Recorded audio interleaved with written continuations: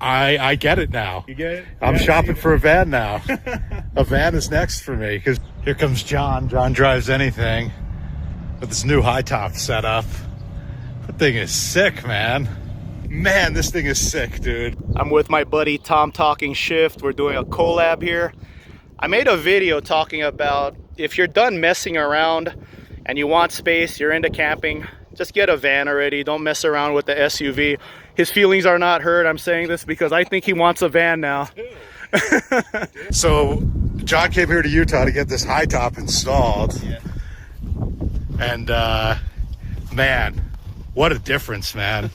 What a difference. I mean, I'm just gonna literally step right up. Get in there, man. Because I'm not the tallest person, but I'm 5'9" and I'm standing up. Yeah, I believe it's 6'2" in this area, and then all the way in the back it's like 6'5". Oh, this is something I didn't even know. Now you got more storage up here. You know what's crazy, man? I was looking forward to this the most. Yeah. Just to put my bags. Yeah. You'll see the video later when we're traveling. That whole back section, as big as my van is, it was cluttered. It was nasty. Like, that whole back section was full. Oh, yeah. So, no, this is like a home now. Like, this is... I get why people do Sprinters.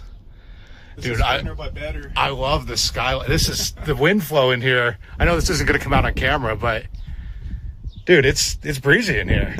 So I told him let's paint a picture here. So what we have here is a Suburban, and they're big vehicles. If you're going to roll in an SUV, Suburban, because even if you're a tall guy, you could lay all the way down. You're not at an angle. You could be really tall, but no comparison to a van. I'll show you right now. It's a big vehicle. Suburbans are big, but these are just really big, even without the high top. Yeah, there's no comparison in terms of like just the vertical space. Yeah. I mean, here, let's just use like some, I don't know, primitive measuring here. I got some trim pieces here, right? Yeah, there you go. We got one trim piece height of, of just height for stuff. And then you take it to... Let's take it to the van. Yeah, so pretend the high top roof's not here. There you Even go. without the high top, you're looking at another, foot at least. Yeah, so there you go. You know, I like this extended version. He was telling me right here is where it starts.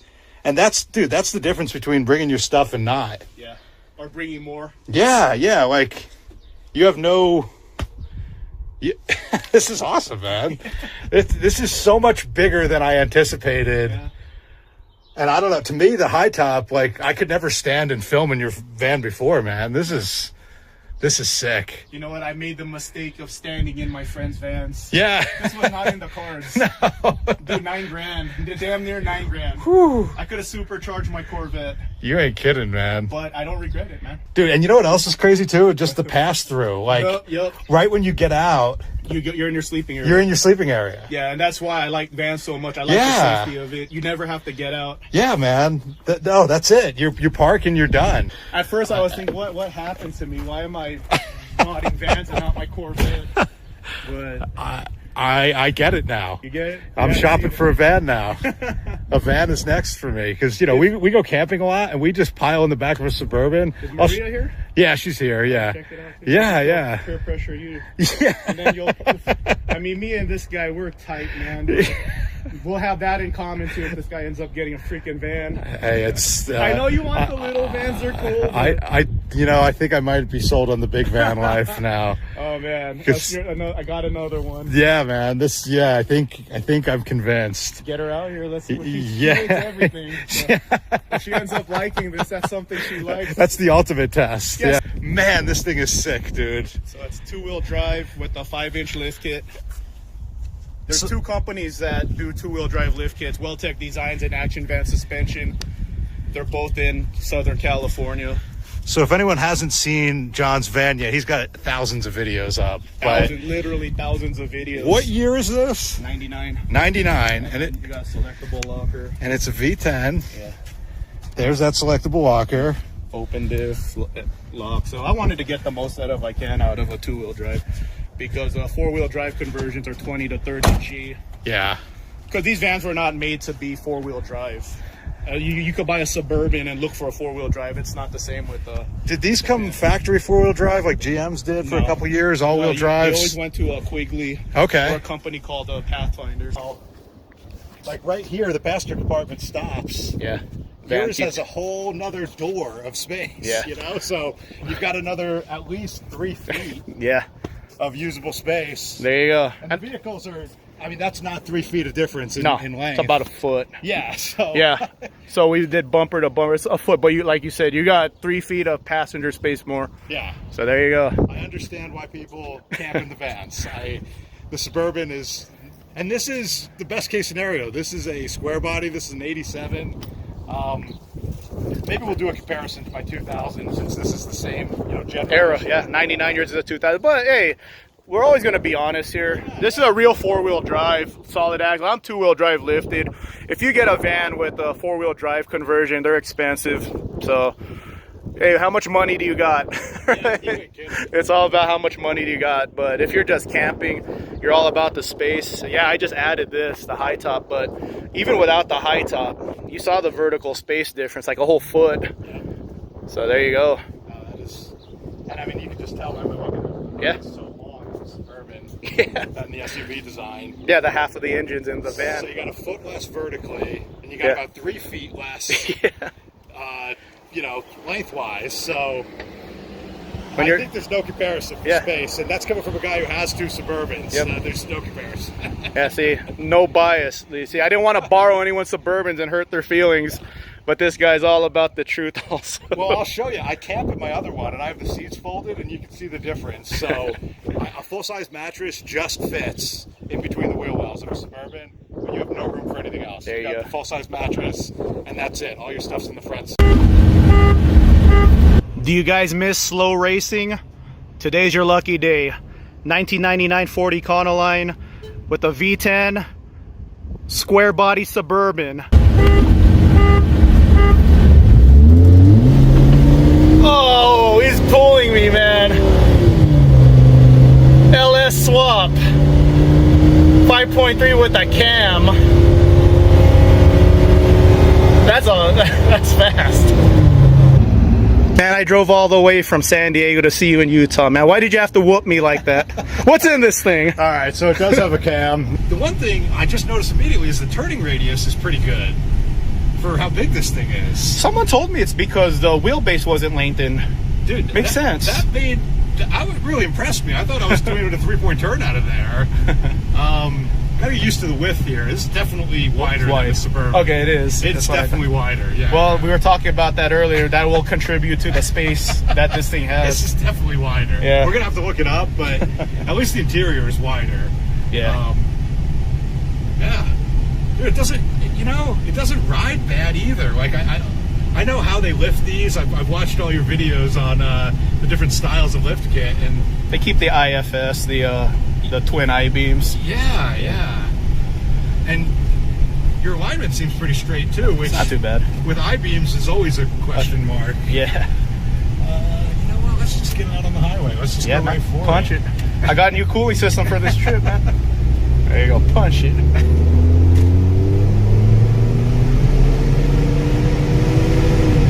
Yeah, it makes good power. Not bad, right? No, it's not bad.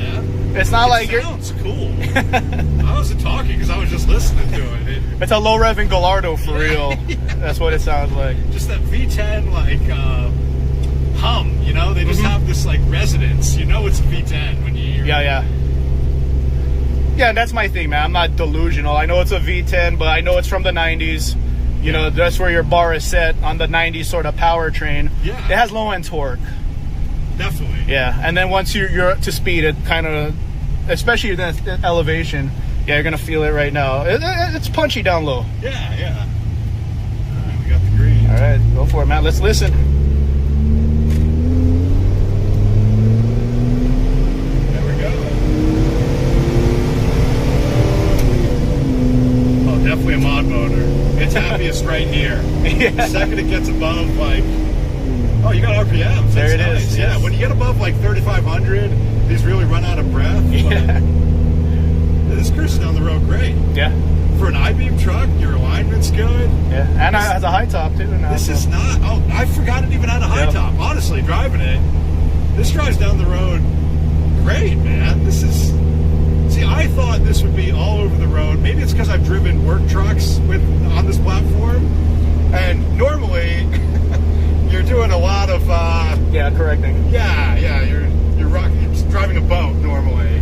You know what? I'll say this: it's not bad, but on windy condition, on mountain passes, the company that did this lift kit, they take the sway bar out. I'm not a fan of that. Okay. Yeah, so definitely want to find some more stability out of this. Like roads like this is fine. Yeah. You know, but I definitely feel it like when it's a mountain pass with like lots of wind. So I definitely want to look into like re-adding the sway bar.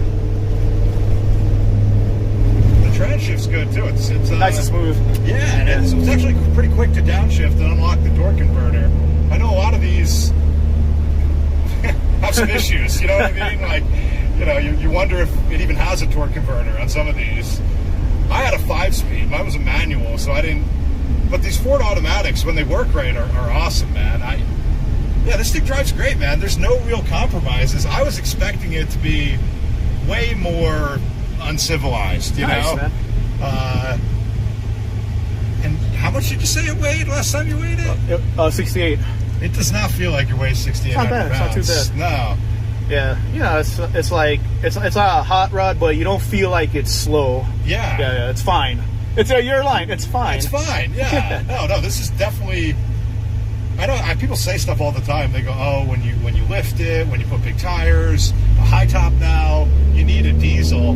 That's crazy. This because I'm just gonna go partial throttle here. I'm not driving crazy. You know what I mean? Just normal acceleration. Just be a normal person. This will whip on the diesel. No one wants to say that. No, I definitely will. This is way faster than a 73. Especially with the van configuration. They're super detuned in the vans. Oh, interesting. Yeah. I'd imagine all the plumbing and everything is not enough cooling in the van engine compartment. So I believe the 6.0, the powerful one that sucks, I think they were like 300 horsepower and 550 torque in the pickups. Okay. And the van it was 230, 440. Oh wow. So the van V10 305 420. Yeah. So it's only short on the torque by 20, but the power is like 70 more horsepower more. So well, not only that, I'm just going to look back here. Not only that, the diesels never run right. I mean, that's when they're running perfectly. This is the 2-valve mod motor. Yeah, this is the most reliable. Yeah. I mean, I'm glad they never put it would be nice if it had more horsepower and you could feel it running out of breath. Yeah. But the 3-valve mod motors had issues. These 2 valves are bulletproof, man. Yeah, it's this old technology. Simple technology, so you know. I am amazed at how good it steers, the turning radius. And this guy drives everything. The stability. Yeah, no, I do. It's modern. So, I'm just, maybe, you know what? We might have to take my 2000 Suburban out to compare it. Now, that's a 6-liter GM, just LS. Yeah. And I do think the GMs are faster. Yeah. I think the GMs make... I've always been honest on my channel. I love my Ford van, but I think GMs have the better powertrains. I think this has more torque down low, though. I mean, I don't have an 8.1 to compare it to. But I think your GM makes it sooner. Yeah. I want to say that's what... And I'm going to be honest, that's why I got the V10. The GM engines of this era whips on the Fords, man. You need a V10 to compete with the Ford V or the Chevy GM V10s or V8s at the time. Sure. So, that's how I looked at it. I wasn't looking like I need a V10 because it'll whip on everyone. I looked at it like, okay, this is the engine that could compete with what GM had at the time. Right. So. Yeah, well, and in all honesty, this compared to, this is a 99? Yeah. Yeah, so the Vortex, they weren't even really out yet. I mean, technically they launched in 99, but Ford beat them to the game with the mod motors. I think the mod motors came out in 97 in the trucks. No, you know what? I want to say the Vortec got their power boost in 96. Yeah, but those were still small blocks. They weren't LSs yet. Yeah. And big blocks. So, like the big block Vortec, the 96 to 99. 290, 410, dude. Correct. I memorized this shit. Yep. And this is basically a little tiny bit more. Exactly. Specs. Yeah. Close enough. Within 10. Exactly. So, I just love the sound, man. It's a good sound. I see why you drive it every day. I would drive it every day. Just listen to that. Maybe not in California with your gas prices, but I mean, hell, even out here, we're getting into the 4s now, which is uncharted waters for Utah. So I noticed you guys have pure gas. I was happy to put that in here. Oh yeah, with my van. Oh, yeah, pure gasoline. Everybody has toys. I don't know if you noticed, you can drive a side-by-side down the road here. Yeah. It's legal. So side-by-sides, dirt bikes, you can plate anything here. You know? You just can't drive on the interstate. So there you go. That's his impression. This even is though great, man. it's an archaic engine, not bad Yeah. for the modern world. It doesn't feel outgunned, is what I want. There you go. My buddy TomTalkingShift, he lives in Utah. I'm here for my high top roof for my Ford Econoline. So I'll show you guys a couple of his cars for buddies on YouTube. This is my second time meeting him. I really wanted to drive this car. This is his Firebird Trans Am. It's for sale right now. I believe all his vehicles are for sale, so if you want to buy any of his cars, let me know and I'll contact him. T-Tops LS1, and this one's a manual. This is his wife's BMW. I believe this is for sale too. Right there. This guy's like me. There's no format for what this guy drives. Okay, I said all of Tom's cars are for sale. This one's not for sale, and this one won't be for sale. This one's definitely not for sale. That's definitely. This one I could be persuaded. maybe someday. That's a 2000 2500 Suburban. With the 6.0, man. Yeah, 4L80. One of the best engines ever. Yeah. All right. You could tell this is his favorite car. I mean, It's the only one under a cover. it's under a cover. The Firebird ain't under a cover. No. This thing is. No, you gotta put the tracker under a cover. You gotta cover. This is how we became friends, actually. He found my videos, told me he wants a tractor again because of me. That's it, man. The rest is history. This one has the Chevy logo. It's weird. This is the Geo emblem, and they, I don't know, put some sandpaper to it and put a bow tie on it. Yeah, so this is a 98, and it's a Chevy. It says Chevy right on the back, Yeah. which is pretty funny. It's hilarious. The The 90s graphics. Yeah, so this is a Chevy tractor. See, Chevrolet. This ain't no Suzuki. It's a Chevrolet. No, it's a Chevrolet.